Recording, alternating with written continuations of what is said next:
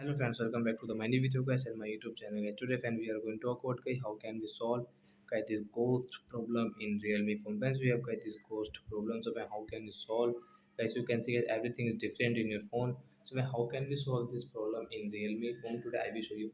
So don't worry guys, today I will show you, I will tell you, then guys you can solve this problem easily. You can operate your phone without this problem. Now let's see how to solve this problem.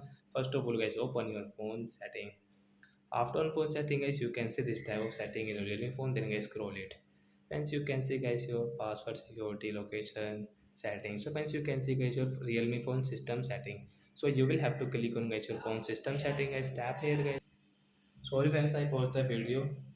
So it's now continue. So friends, you can see this type of setting. So friends, click on your accessibility setting guys. We will click on guys Realme phone accessibility setting guys. Tap here guys. Click on this vision setting.